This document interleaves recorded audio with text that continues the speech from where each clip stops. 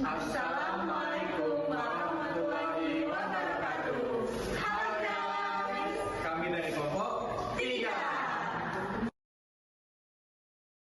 Nama saya Anindya Damayanti, NPM 0622 30 50 10 46.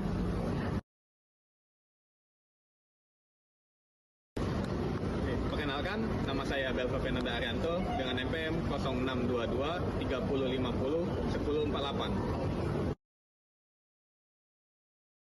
Perkenalkan, saya Nazwa Azwa Zaitri, NPM saya 0622 30 50 10 57. Kira-kira kita mau bahas apa nih? Gimana kalau kita bahas manajemen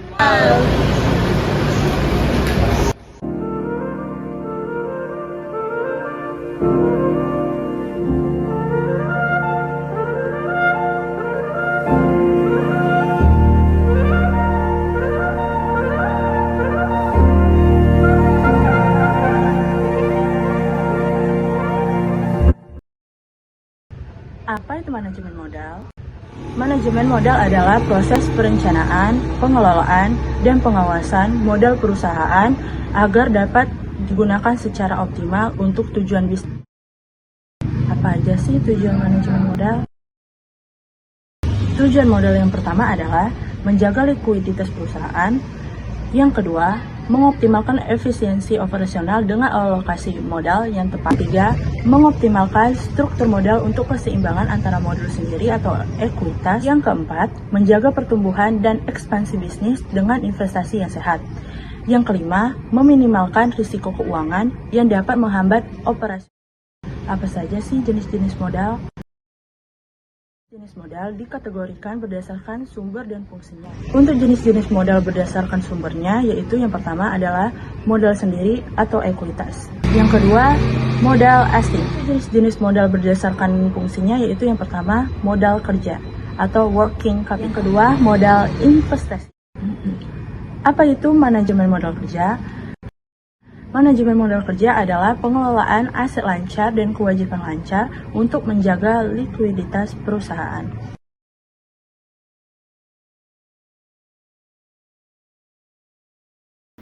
Apa sih manajemen itu? Manajemen adalah suatu proses perencanaan, pengarahan, dan pengawasan terhadap sumber daya untuk mencapai tujuan yang telah ditetapkan suatu perusahaan. Nah, sedangkan kas merupakan aset perusahaan yang paling liquid dan memiliki kedudukan yang tinggi dalam menjaga kelancaran aktivitas operasional perusahaan.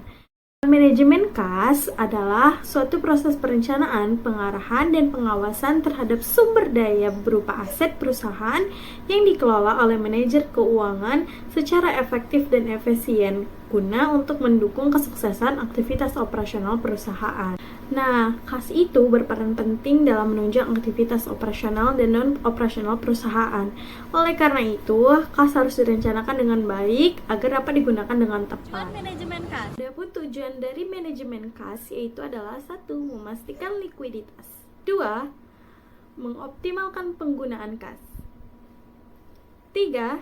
Meminimalkan risiko keuangan. 4. Mengelola arus kas.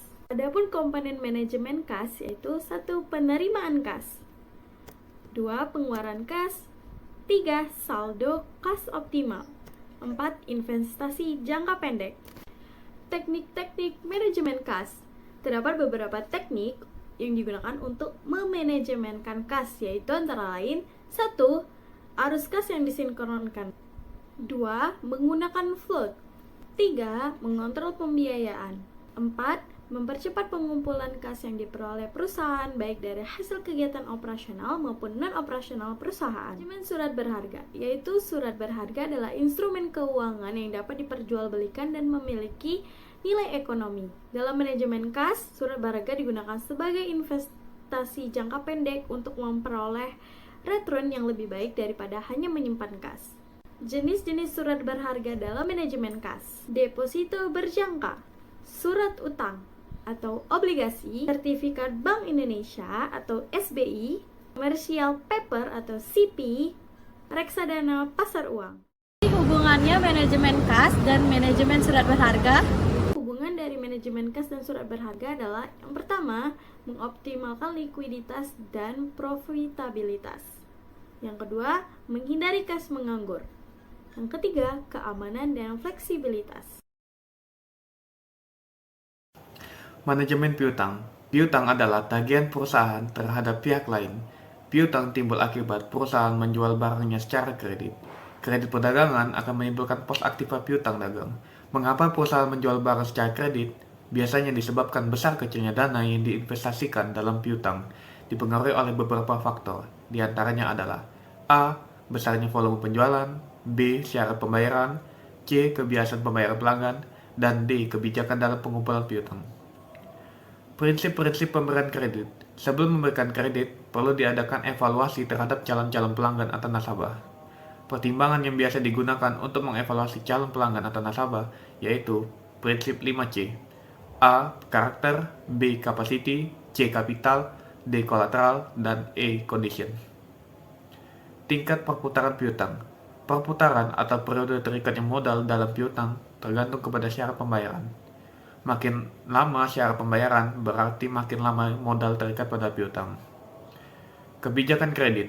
A. Masa kredit, yang merupakan jangka waktu yang diberikan kepada pembeli untuk melunasi pembeliannya. B. Potongan harga yang diberikan untuk pembayaran lebih cepat, termasuk persentase potongan harga dan seberapa cepat pembayaran dilakukan untuk mendapatkan potongan standar kredit. C. Kebijakan penagihan, yang diukur oleh seberapa keras atau lunaknya perusahaan dalam usaha menagih akun-akun yang lambat pembayarannya. Manfaat manajemen piutang, yaitu dapat membantu suatu usaha atau bisnis dalam hal pengelolaan piutang. Selain itu, dengan manajemen piutang dapat memastikan bahwa piutang perusahaan dapat tertagih, sehingga dapat masuk ke dalam kas perusahaan yang nantinya akan menambah keuntungan. Manajemen persediaan. Persediaan adalah bahan-bahan atau barang yang disimpan akan digunakan untuk memenuhi tujuan tertentu. Misalnya untuk proses produksi atau perakitan, untuk suku cadang dari peralatan, maupun untuk dijual. Walaupun persediaan hanya merupakan suatu sumber dana yang menganggur, akan tetapi dapat dikatakan tidak ada perusahaan yang beroperasi tanpa persediaan. Jenis-jenis manajemen persediaan. Menurut Freddy Warguti dalam bukunya, Manajemen Persediaan Aplikasi di Bidang Bisnis tahun 2002, menjelaskan jenis-jenis persediaan terdiri dari 2 karakteristik. A. Jenis-jenis persediaan menurut fungsi, antara lain 1. Batch stock, persediaan yang diadakan karena membeli atau membuat bahan-bahan atau barang-barang dalam jumlah yang lebih besar dari jumlah yang dibutuhkan saat itu. 2. Fluctuation stock, persediaan yang diadakan untuk menghadapi fluktuasi permintaan konsumen yang tidak dapat diramalkan.